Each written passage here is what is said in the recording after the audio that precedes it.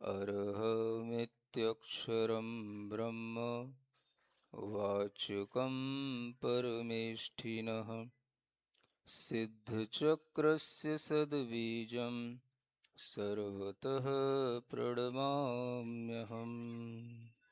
अनंतानंत सिद्ध परमेष्ठि भगवान की, देवादिदेव आदिम तीर्थंकर श्री ऋषभनाथ भगवान की, वर्तमान शासन नायक श्री वर्धमान महावीर भगवान की, परम पूज्य आचार्य गुरुवर श्री विद्यासागर जी महाराज की, आचार्य श्री समय सागर जी महाराज की।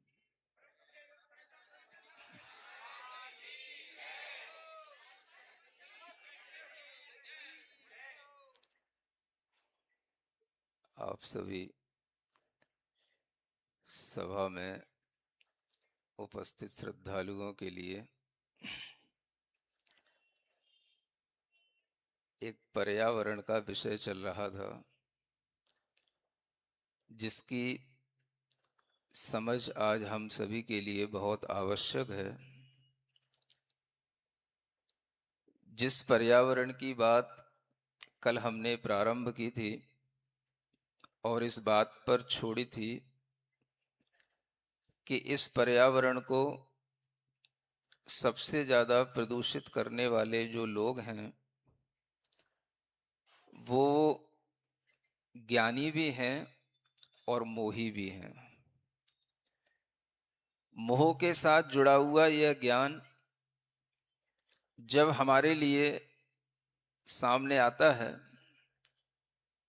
तो यहाँ से ज्ञान और मोह दोनों के मिलने से ही एक विकास की यात्रा शुरू होती है। चूंकि भौतिक विकास की बात है, इसलिए यह भौतिक विकास जब प्रारंभ होता है तो अगर हम इस दुनिया में देखें, विकास किसे कहते हैं, विकसित देश किसे कहते हैं, विकसित लोग कौन होते हैं, तो हम ये पाते हैं कि जहां पर अपार सुख सुविधाएं होती हैं वो लोग विकसित कहलाते हैं। और उन सुख सुविधाओं को देने के लिए हमें अनेक तरह की उपभोग सामग्रियों की आवश्यकता होती है और उन उपभोग सामग्रियों का उत्पादन भी हमारे लिए बहुतायत मात्रा में होना चाहिए। जहां पर बहुत अधिक उत्पादन होते हैं, बहुत अधिक मात्रा में जहां पर उत्पादन सामग्रियां लोगों के पास तक पहुंचने के लिए उपभोग का विषय बनती हैं, उसी को हम विकास कहते हैं। ये विकास की एक सामान्य अवधारणा है भारतीय संस्कृति में। और जब हम इस अवधारणा को समझते हैं तो यही विकास हम वैश्विक अवधारणा में भी देखते हैं। विश्व के अंदर भी विकास की यही अवधारणा है। जो देश आज विकसित देश कहलाते हैं वो इसी बात से विकसित कहलाते हैं कि जहां पर सभी तरह के उत्पादनों की भरमार होती हो, सभी प्रकार की सुख सुविधाएं लोगों के लिए पहुंचती हो, उपभोग की सामग्रियों की कहीं कोई कमी ना रहती हो, उसी को हम विकसित देश कहते हैं। इस विकास की परिभाषा को ही आज भारत अपना रहा है और इसी परिभाषा के कारण से यहां पर अनेक तरह के ऐसे उत्पादन किए जा रहे हैं जिन उत्पादनों के कारण से हम भारत को भी एक विकासशील देश की श्रेणी में लाना चाहते हैं। अभी भारत किस श्रेणी में आता है? एक विकासशील भारत तो अब बन रहा है। जो भारत के अंदर एक विकास करने की इच्छा थी, विकास होना चाहिए, और विकसित जो देश हैं उनकी तरह ही भारत अब विकासशील होते होते विकसित देशों की श्रेणी में आने वाला है, आता जा रहा है। और ये भारत अपनी जनसंख्या में विश्व के अंदर शायद दूसरा स्थान रखता है।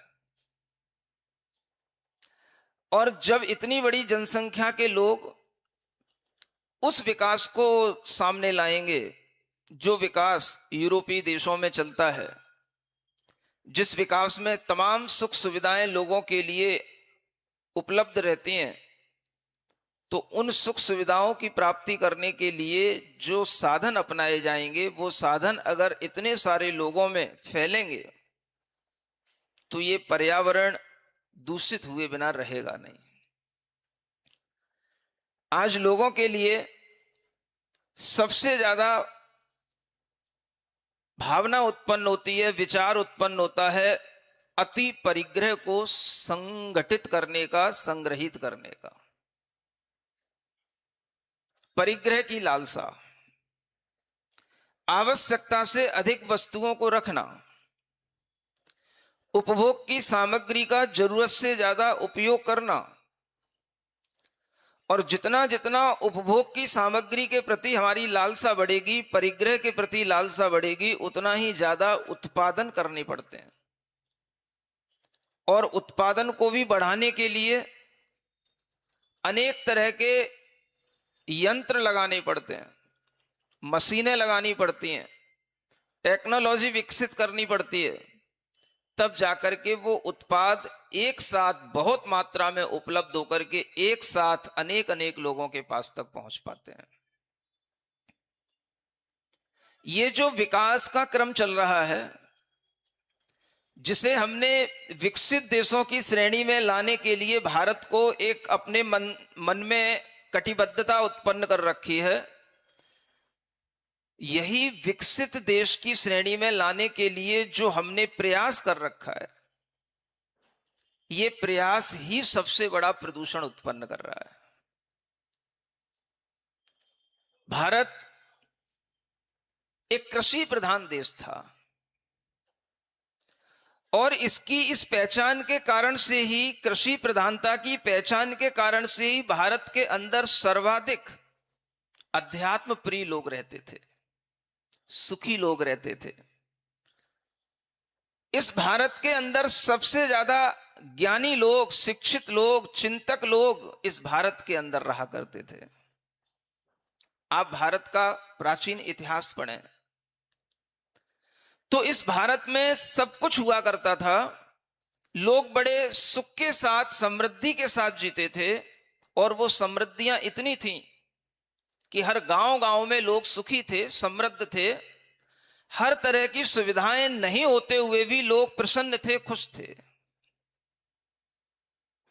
लेकिन एक ऐसा आकर्षण पैदा किया गया जिस आकर्षण ने लोगों के भीतर के मोह को जागृत किया, और जब मोह जागृत हो जाता है तो फिर वह ज्ञान को प्रदूषित करने लग जाता है। जब ज्ञान प्रदूषित होगा तो फिर बाहर का पर्यावरण अपने आप प्रदूषित होने लग जाएगा। ये पूरी की पूरी रूपरेखा प्रदूषण की हमारे भीतर की मोह की वृद्धि के साथ चल रही है। किन्हीं भी चीजों के उत्पादन होते हैं तो उन उत्पादनों का सबसे ज्यादा प्रयोग करने के लिए जब लोग लालायित होते हैं तो लोगों को एक साथ वो सारी चीजें उपलब्ध कराना होती हैं, और एक साथ सारी चीजों को उपलब्ध कराने के लिए हमें अनेक साधनों की आवश्यकता पड़ती है। और उनमें सबसे बड़ा साधन है वाहन, जिसे हम कहते हैं। क्या बोलते हैं? वाहन। परिग्रह के प्रमाण में जब दोष लगता है तो आचार्य समंतभद्र महाराज सबसे पहले अतिचारों में सबसे बड़ा दोष कहते हैं अतिवाहन, अति संग्रह। सबसे बड़ा दोष परिग्रह को बढ़ाने के लिए जो लगता है वो वाहन के माध्यम से लगता है। वाहन समझते हैं? व्हीकल्स। पहले भी वाहन होते थे। कौन से वाहन होते थे? हाथ की गाड़ियां, बैल गाड़ियां, घोड़े गाड़ियां, बहुत बहुत हाथियों की गाड़ियां। पहले इन वाहनों से लोग अपने आप को कहीं से कहीं तक ले जाते थे, कुछ माल ले आते थे, कुछ सामग्री कहीं से कहीं तक पहुंचा देते थे, और यह सुविधाजनक तरीके से चला करता था। गांव में भी, सब गांवों में एक दूसरे के लिए ये वाहन चलते थे, आदान प्रदान हो जाता था। लेकिन जब से ये माहौल बना कि आकर्षक चीजें सबको एक साथ चाहिए, एक साथ सबके लिए उपलब्धि हर एक घर में होनी चाहिए, हर घर में उन वस्तुओं की डिलीवरी एक साथ होनी चाहिए, तो वो एक साथ चीजें आएंगी, लोड होंगी, तो वो फास्ट तरीके से आएंगी तो ही आपके पास पहुंच पाएंगी। और इसके लिए आपको अति तीव्र गति से चलने वाले वाहनों की आवश्यकता पड़ी। और जब अति तीव्र गति से चलने वाले वाहन सामने आए तो उन वाहनों के माध्यम से सबसे ज्यादा प्रदूषण प्रारंभ हुआ। तेल की खपत, ऊर्जा की खपत, और सबसे ज्यादा ऊर्जा की खपत तब शुरू हो गई जब एक साथ सबको बहुत सारी उपभोग सामग्री चाहिए। जब एक साथ बहुत सारी उपभोग सामग्री चाहिए तो बड़े बड़े कारखाने चाहिए, बड़े बड़े आपके लिए इंडस्ट्रियां चाहिए, जिनमें ये सब सामग्रियां एक साथ बड़ी बड़ी मशीनों के माध्यम से उत्पन्न हो। और जब मशीनों के माध्यम से ये सब सामग्रियां उत्पन्न होने के लिए तत्पर हो गई तो इस यंत्र के युग में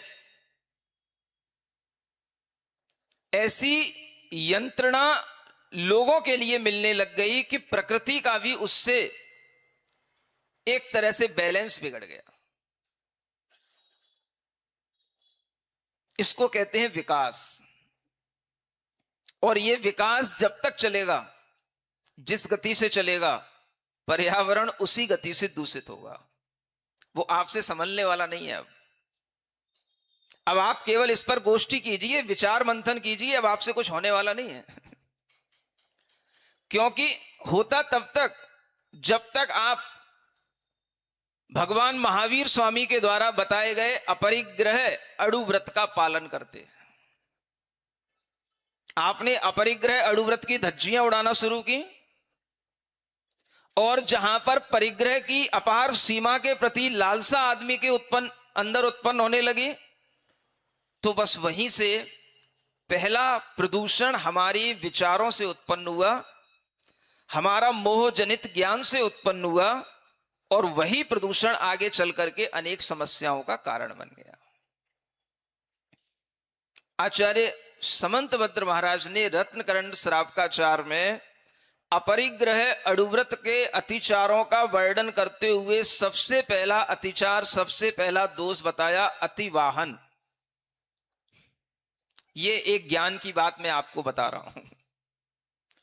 जब हम उन अतिचारों को पढ़ते हैं और हमने पढ़ा तो मुझे लगा कि सबसे पहला अतिचार परिग्रह परमाण व्रत में अतिवाहन। भाई अति वस्त्र भी कह सकते थे, अति भोजन भी कह सकते थे, अति मकान भी कह सकते थे, अति व्यापार भी कह सकते थे, कुछ नहीं। सबसे पहला अतिचार कहां से शुरू हुआ? अतिवाहन। ये बहुत विचारणीय प्रश्न है। रत्नकरंड श्रावकाचार में पूरे देश के लोगों ने गोष्ठी कर ली होगी, जितने विद्वान होंगे सारे विद्वानों ने गोष्ठियां करके बड़ी बड़ी किताबें छपा दी होंगी। परिग्रह के ऊपर, अपरिग्रह के ऊपर बड़ी बड़ी चर्चाएं हुई होंगी, हो चुकी होंगी। लेकिन मैं आपको एक बात छोटी सी बताना चाहता हूं जो शायद नहीं हुई होगी, जो छूट गई होगी। परिग्रह की जड़, परिग्रह परिमाण व्रत में लगने वाला दोष कहां से शुरू होता है? ये सीखो, जैन भी सीखें, अजैन भी सीखें, क्योंकि व्रत सबके लिए उपयोगी हैं, व्रत सबके लिए हितकारी हैं।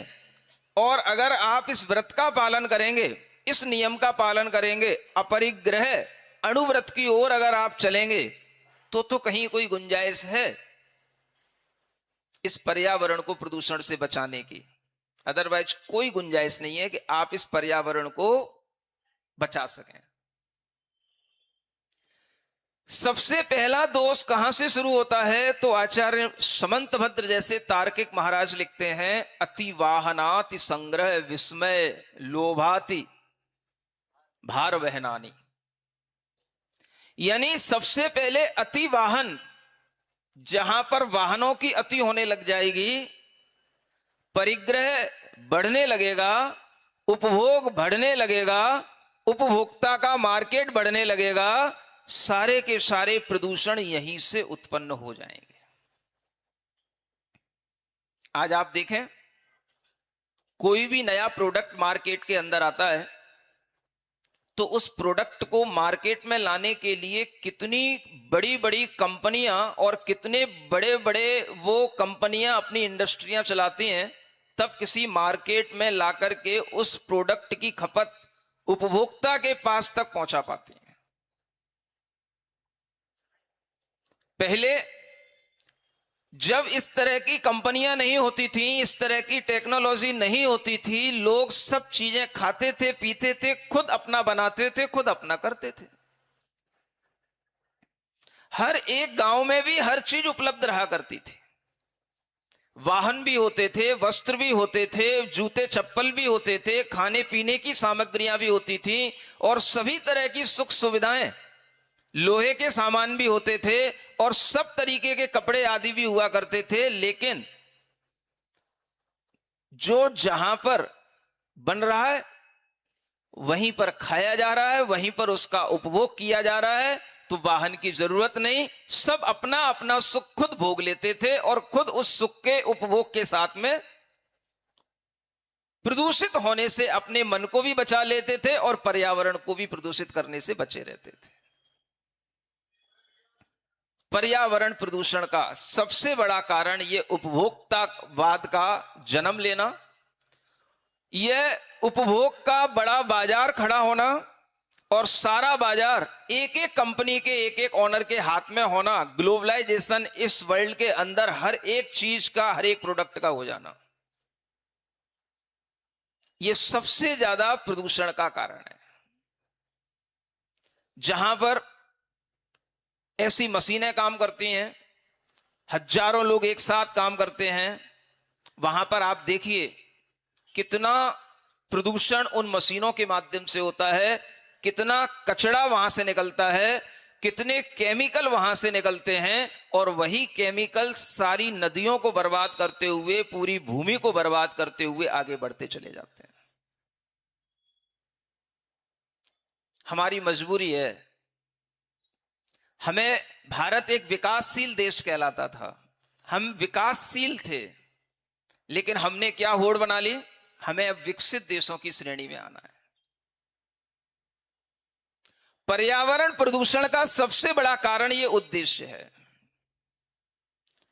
और यह उद्देश्य जब तक पूरा नहीं होगा तब तक आप इसी तरह से उपभोक्ता की श्रेणी को बढ़ाते चले जाएंगे। आप उपभोग की सामग्रियों को बढ़ाएंगे, उत्पादन सामग्रियां बढ़ेंगी, यंत्र बढ़ेंगे, तो इस धरती पर यंत्रणा भी बढ़ेगी।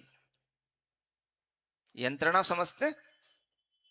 कष्ट, पीड़ा, और सबसे ज्यादा इस धरती को कष्ट देने वाली अगर कोई चीजें यहां पर स्टेब्लिश हैं तो वो हैं बहुत बड़ी बड़ी इंडस्ट्रीज, जो इस धरती को सबसे ज्यादा कष्ट देती हैं, भूमि को कष्ट देती हैं। यंत्रों से इस धरती को यंत्रणा मिल रही है। धरती का मतलब प्रकृति, और जब प्रकृति को कष्ट मिलेगा, यंत्रणा मिलेगी, तो फिर पुरुष कैसे अच्छे से रह पाएगा? उसको तो धरती से ही सब कुछ प्राप्त करना है, भोजन पानी सब कुछ उसका धरती से ही संपर्क होकर के आता है, तो सब कुछ दूषित होगा, सब प्रदूषित होगा, रोग उत्पन्न होंगे, व्याधियां होंगी, बीमारियां होंगी और व्यक्ति धीरे धीरे अपने अंदर सुख की चाह तो बढ़ाएगा लेकिन दुखी होता चला जाएगा। आज सबसे ज्यादा अगर इन उपभोग सामग्रियों का उत्पादन हो रहा है तो वही सबसे ज्यादा इस प्रदूषण का कारण बन रहा है। और उन उपभोग सामग्री को एक स्थान से दूसरे स्थान तक ले जाने के लिए सबसे ज्यादा वाहनों की आवश्यकता पड़ती है। आप देखें सड़क पर चलने वाले सबसे ज्यादा वाहन किसको ले जाते हैं? सामग्रियों को ले जाने के लिए। कितनी ट्रेनें, कितने ट्रैक्टर, कितने ट्रॉलियां, कितनी बड़ी बड़ी ट्रक, ये सब लोडिंग, ट्रांसपोर्टेशन सबसे ज्यादा होना पड़ता है। उपभोग सामग्रियां तरह तरह की आदमी के पास तक पहुंचानी जरूरत पड़ती है, और इन सब के कारण से वह चीजें समय पर तब पहुंचेंगी जब सड़कें अच्छी होंगी। वाहन कहां चलेंगे? सड़कों पर। गांव की मेड़ों पे थोड़ी ना चलेंगे वाहन। तो सड़कें बनानी पड़ेंगी। सड़कें बनानी पड़ेंगी तो वो गांव की सड़कें काम नहीं आएंगी जो सिंगल रोड होती हैं। सिंगल रोड पर एक वाहन जा रहा है, दूसरा वाहन सामने से आ रहा है, उसकी गति कम हो गई, वो साइड दे रहा है, तब तक पीछे चार और खड़े हो गए, जाम लग गया। समय पर उपभोक्ता के पास में कोई सामग्री नहीं पहुंच रही, वो कॉल करने लगा, चिल्लाने लगा, कोई आपका प्रोडक्ट समय पर नहीं आता, मैं आपका प्रोडक्ट नहीं खरीदूंगा। प्रॉब्लम इंडस्ट्री वाले को यहां से शुरू हो जाती है। जब इस तरह की सुविधाएं हमारे लिए जरूरत से ज्यादा हमें उपभोग करने की आवश्यकता पड़ गई। लोग तो पहले भी जीते थे ना, पहले भी सब सामग्रियों का उपभोग करते थे, सब खाते थे, सब पीते थे। अगर एक गांव में दूध की भी जरूरत पड़ती थी तो उस गांव में ही दूध मिलता था, गांव में ही सब बनता था, गांव के लोगों तक पहुंचता था। अब आज सिस्टम ही बदल गया भाई। दूध पहले गांव में होगा, शहर में जाएगा, फिर वहां से डेयरी में पहुंचने के बाद में लोगों के पास पहुंचेगा, तो वह सिस्टम ही बदल गया। डेयरी की इंडस्ट्रियों ने सारे दूध को कैप्चर करना शुरू कर दिया, गांव के लोगों को पकड़ना शुरू कर दिया, उन्हें पैसे का लोभ दे करके सारा दूध पहले मेरे पास लाओ, मैं उसके डेयरी प्रोडक्ट बनाऊंगा, उसको तरह तरह से उस प्रोडक्ट को अपनी मशीनों में डाल करके कुछ ना कुछ बना करके आइटम बनाऊंगा, उसके बाद में जो बचाएगा वो दूध आपके पास तक पहुंचेगा। वो क्या होगा वो आप जानते हैं। जब एक जगह पर सारा का सारा उत्पादन इकट्ठा होकर के और डिस्ट्रीब्यूट करने की बात आने लग जाती है, सबसे ज्यादा प्रदूषण इसी कारण से उत्पन्न होने लग जाता है। इसकी तह में जाएं आप। अति वाहन की जरूरत क्यों पड़ी? जब हमारे अंदर अपने पास रखे हुए परिग्रह से संतुष्टि नहीं होती, हमें जब आवश्यकता से अधिक परिग्रह चाहिए पड़ता है तो हमें अति वाहन की आवश्यकता पड़ती है। तो अति वाहन सबसे बड़ा कारण बन गया परिग्रह परिमाण व्रत की धज्जियां उड़ाने का। और जहां इस व्रत की धज्जियां उड़ी, वहीं से प्रदूषण होना शुरू हुआ। यह मैं आपको बता रहा हूं कि प्रदूषण की अवधारणा जैन साहित्य में कहां है, किस तरह से कही गई है। अति वाहन एक बहुत बड़ा डिपार्टमेंट है, जिसे परिवहन विभाग कहते हैं। गवर्नमेंट का एक बड़ा डिपार्टमेंट ही अलग दिया जाता है। परिवहन, पर्यावरण को मिटाने का, दूषित करने का सबसे बड़ा साधन क्या है? परिवहन। ये विभाग सबसे ज्यादा। लोगों को भी भागना है, वस्तुओं को भी दौड़ाना है, और इसके लिए बड़ी बड़ी सड़कें चाहिए।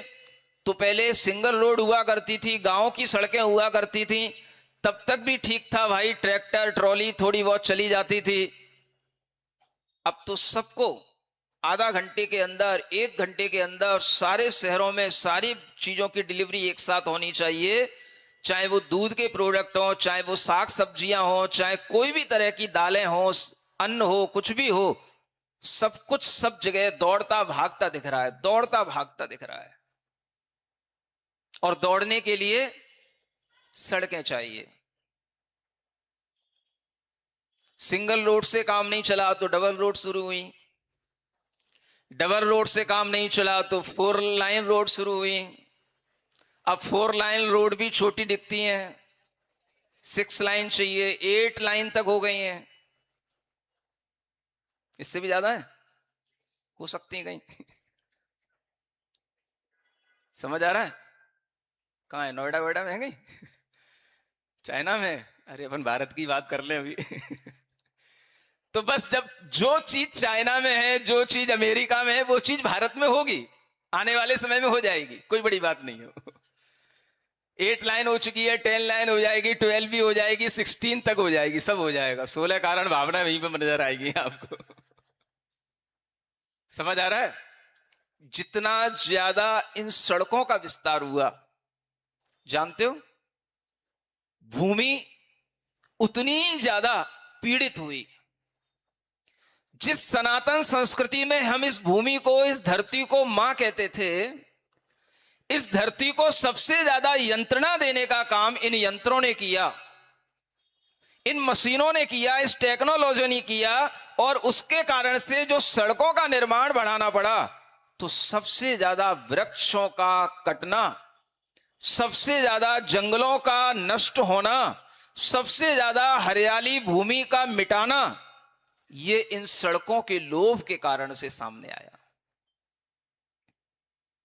ये बात सबको पता है। प्रदूषण का सबसे बड़ा कारण है वृक्षों का सबसे ज्यादा कटना।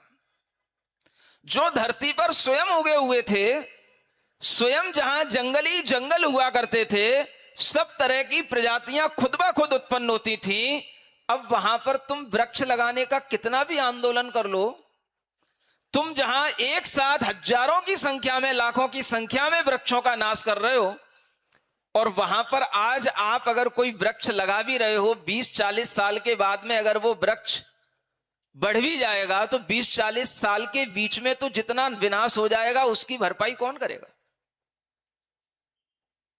ये भी एक खेल बन गया है। हमने यहां पर 100 वृक्ष लगा लिए, हमने यहां पर 1000 वृक्ष लगा लिए, कितने बढ़ रहे हैं, कितने पनप रहे हैं। जो सहज इस धरती पर उत्पन्न थे, उनको तो आपने काट डाला। अब आप लगा करके इस धरती के जो तत्व थे, जो मिट गए, उनकी आप भरपाई नहीं कर सकते। जो आज लगा रहे हो, वो बीज कितने शुद्ध हैं, वो कौन सी भूमि में उत्पन्न हो रहे हैं, वो भूमि कितनी शुद्ध हो रही है, वो भूमि भी जहरीली हो रही है, वो बीज भी सारे के सारे जहरीले हो रहे हैं, तो उनसे उत्पन्न होने वाले वो वृक्ष भी आपको कितना सुख देंगे, कितना आपके लिए निरोगता का कारण बनेंगे। जो सहज पहले इस भूमि पर जंगल थे, वन थे, वृक्ष थे, हरियाली थी, वो उस भूमि की अपनी थी। आपने उसको मिटाया, फिर अलग से आरोपित किया। ये वैसा ही हो गया जैसे हमारे शरीर में कोई अंग हो, उपांग हो, अगर वो नेचुरल है तो वो नेचुरल की फीलिंग अलग ही आती है। अब नाक काट के फिर नाक लगाओ प्लास्टिक सर्जरी से, क्या होगा? नाक तो लग जाएगी, लेकिन जैसी नाक हमारी पहली बनी हुई थी विश्व के अंदर, भारत एक अध्यात्म प्रधान देश है, कृषि प्रधान देश है, वो नाक हमारी कट गई।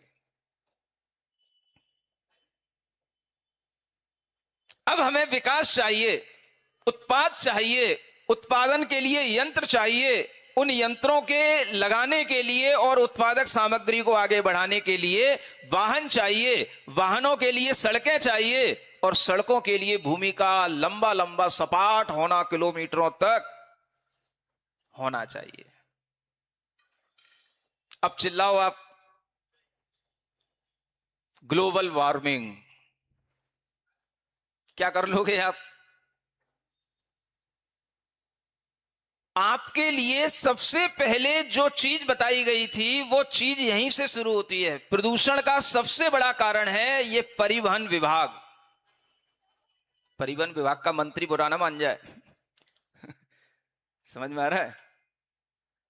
जितना ज्यादा वाहनों का ये दौड़ना सड़कों पर शुरू हुआ, सबसे ज्यादा प्रदूषण इसी से उत्पन्न हुआ। आप देखें, धुआं सबसे ज्यादा पहले नंबर पर अगर उत्पन्न होता है तो इन इंडस्ट्रियों से होता है सबसे ज्यादा।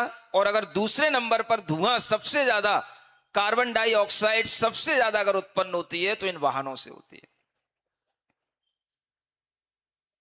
सबसे ज्यादा प्रदूषण उत्पन्न करने वाली यह चीज जो हमारे सामने आई, उसकी अवधारणा जैन शास्त्रों में सबसे पहले ईसा की प्रथम शताब्दी में, तीसरी शताब्दी में आचार्य समंतभद्र महाराज ने लिख दी, आज से 2000 से भी ज्यादा वर्ष पहले।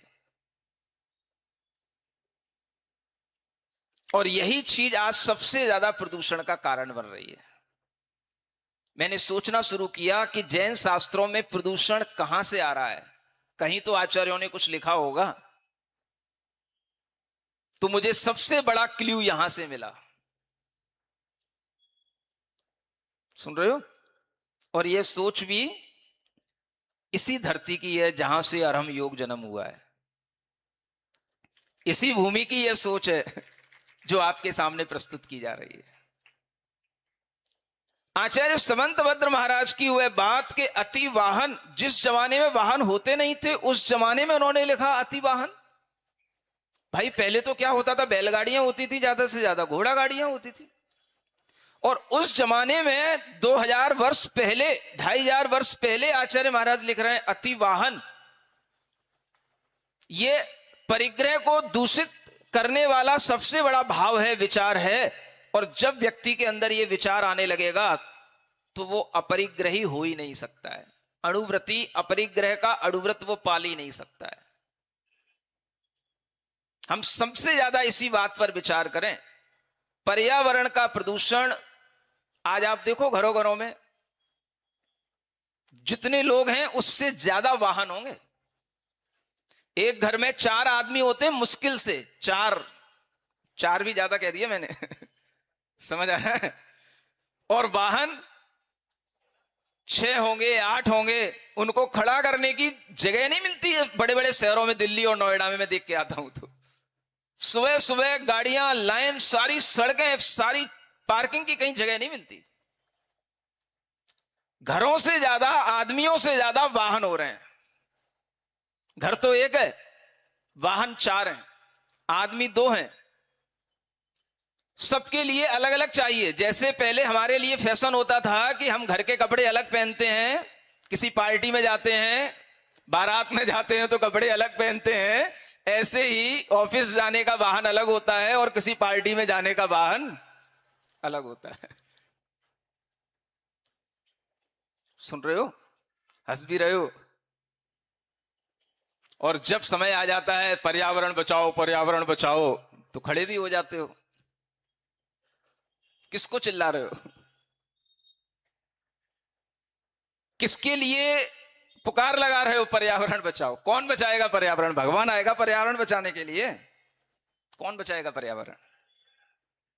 आप सोचो हमारी जरूरतें कितनी हैं और हमने कितना संग्रह करके अपनी जरूरतों को कितना बढ़ावा दिया है। और ये बढ़ावे पर अगर कंट्रोल लगाना करना है तो मैं पहले तो ये बात करता था, जब परिग्रह अणुव्रत की कभी बात करता था कि भाई अपने वस्त्रों का परिग्रह करो, उसका परिमाण बनाओ, अपनी भोग सामग्री, खाने पीने की चीजों का परिमाण बनाओ।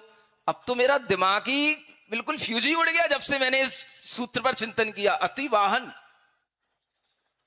ना उन्होंने अति वस्त्र कहा, न कोई अति वास्तु कहा, न कोई अति और दूसरी खाने पीने की सामग्री के लिए कहा। सबसे पहले परिग्रह परिमाण व्रत में दोष लगता है तो किससे? ये जोर दे करके बोल रहा हूं, पहली बार ये प्रवचन यहां पर हो रहा है, पहली बार इस पर्यावरण पे मैं बोल रहा हूं और पहली बार जैन दर्शन के अनुसार पर्यावरण आपको सिखा रहा हूं। शायद इससे पहले दुनिया के किसी विद्वान ने और किसी साधु ने भी नहीं बताया होगा जो मैं आपको बता रहा हूं। अति वाहन, भाई जरूरत है किसी चीज की। आज दुनिया में ये भी एक अवेयरनेस के लिए बहुत बड़ी कैंपेनिंग चल रही है कि लोगों को बताया जा रहा है भाई जो ट्रांसपोर्टेशन के साधन आपको गवर्नमेंट की तरफ से उपलब्ध होते हैं, आप उनका अधिक से अधिक यूज कीजिए। वो एक्स्ट्रा चल रहे हैं, आपके पास एक्स्ट्रा भरे पड़े हैं। उन वाहनों में बैठना तो आपको ऐसा लगता है कि हमारा स्टैंडर्ड A ग्रेड से C ग्रेड पे आ गया। कोई अगर पूछ लेता भाई किस कन्वीनियंस के साथ आए, बस में आया था। बस में आए थे आप, गाड़ी नहीं थी आपके पास। समझ रहे हो ना? ये जो आदमी का मेंटल लेवल बन गया, इसने सारा का सारा परिग्रह परिमाण व्रत की धज्जियां उड़ाना शुरू कर दिया। किसी के घर पर कोई मिलने जा रहा है, किसी के ऑफिस में जा रहा है, यहां तक कि अब तो स्कूलों में भी बच्चे जाते हैं, तो उनके लिए भी ये धीरे धीरे होने लगा है, हो रहा है। हमारा बच्चा स्कूल बस में थोड़ी ना जाएगा, हमारा बच्चा हमारी कार से अलग जाएगा, नौकर छोड़ने जाएगा, उसको ड्राइवर अलग लेकर के जाएगा। ये भी ट्रेंड है। एक एक बच्चे के लिए एक एक कार अलग अलग से चाहिए। सुन रहे हो ना? बोल नहीं रहे हो? किसकी कहानी है? मेरी? किसकी कहानी है? प्रदूषण कौन फैला रहा है, मैं कि आप? बोलो। परिग्रह किसके पास है? वाहन किसके पास है? आपके लिए इन अति वाहनों पर जब तक नियमित करने का भाव नहीं आएगा, तब तक आप इस परिग्रह परिमाण व्रत का उपयोग उपभोग किसी भी तरह से अच्छे ढंग से न अपने लिए कर पाओगे, न दूसरों के लिए कर पाओगे। ये बात आपने कभी दिमाग में लाई? अभी तक आपका ध्यान क्या रहता था? वस्त्र गिनने का, हरी गिनने का, कितनी हरी खाना है, कितने अन्न खाना है, अन्न की मतलब एक वो बना ली, सीमा बना ली। हमारे तो 5 ही अन्न खाने का नियम है, 5 ही हरी लेने का नियम है, और घर में जाओ तो 5-5 वाहन गड़े हुए हैं। समझ आ रहा है? तो आप कौन से परिग्रह का परिमाण कर रहे हैं? क्या कह रहे हो किशनगढ़ वाले? क्या सोच रहे हो? सही कह रहा हूं कि नहीं कह रहा हूं? है? तो हमारी सोच कहां है? पर्यावरण का प्रदूषण जिन कारणों से होना है, वो कारण है परिग्रह की परिमाण व्रत की अतिचारता, दोषता। और वो जहां से शुरू होगा, वहीं से हमारा भीतरी ज्ञान भी प्रदूषित होगा, बाहरी पर्यावरण भी प्रदूषित होगा। इसलिए अब हमें यह नियम देने की जरूरत नहीं कि आप कितनी हरी खाते हैं, कि कितना भोजन करते हैं, कि कितना अन्न खाते हैं। इन सब चीजों का कोई मतलब नहीं आज के। अगर आपको पर्यावरण के प्रदूषण को बचाने पर अपनी पहल करनी है, तो आपको सबसे पहले यह सोचना पड़ेगा, हम वाहनों का कितना संग्रह करते हैं, हम वाहनों का उपयोग किस तरह से करते हैं। हमारे एक वाहन में हम अकेले बैठ करके घूमते हैं, उसी में 4 लोग, 6 लोग, 8 लोग भी बैठ सकते हैं।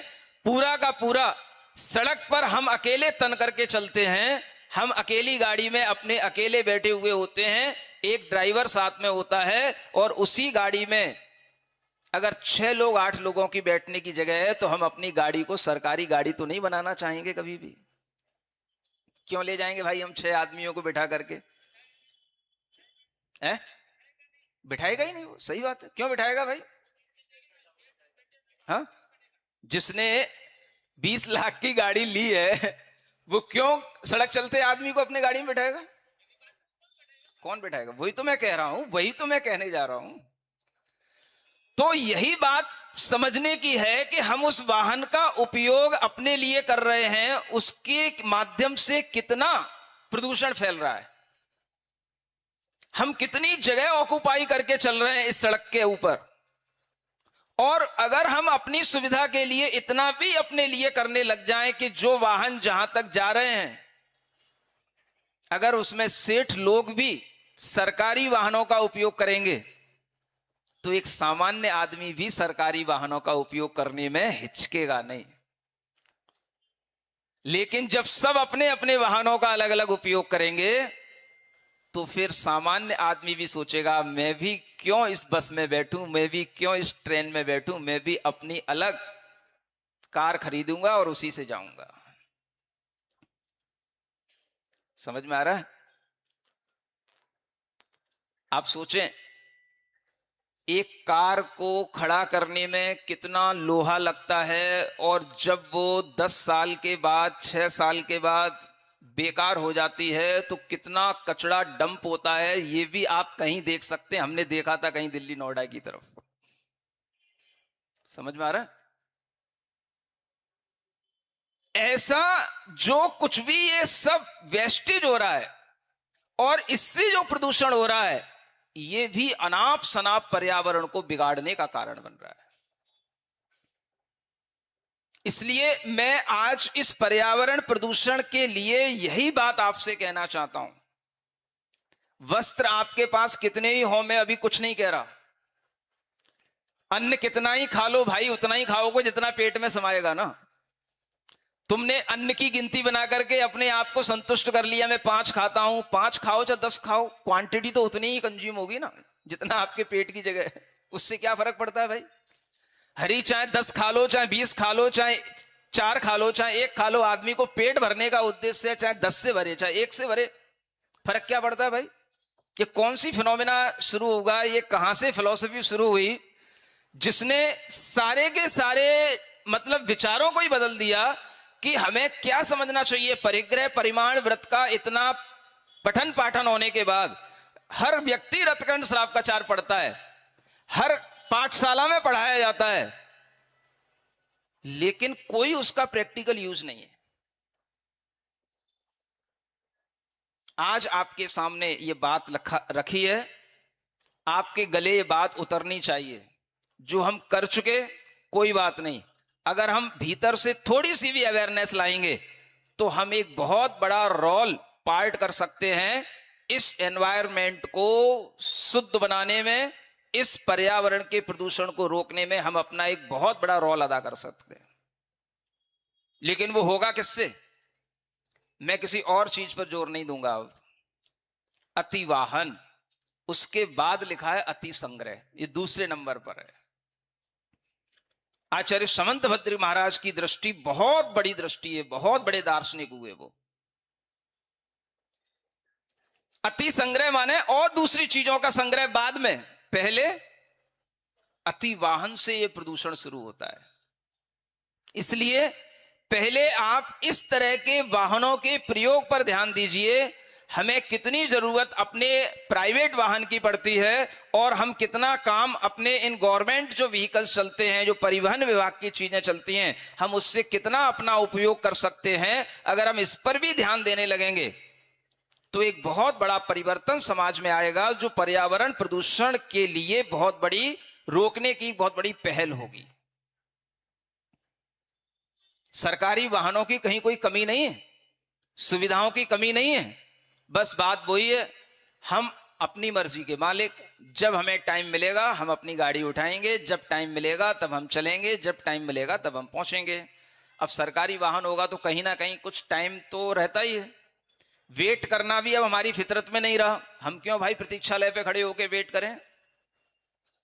ये भी अब हमें एक स्टैंडर्ड डाउन करने वाली चीज दिखती है। भाई हम वेट कर रहे हैं बस का, हम वेट करें ट्रेन का। तो जब तक हम इस तरीके की मानसिकता में सुधार नहीं लाएंगे तब तक ये पर्यावरण कभी भी प्रदूषित होने से बच नहीं सकता है। ये बहुत बड़ा कारण पर्यावरण प्रदूषण का जैन सिद्धांत के अनुसार मैंने आपको बताया है। अन्य अनेक कारण हैं, उनकी विवेचना भी करने का समय मिलेगा तो करेंगे।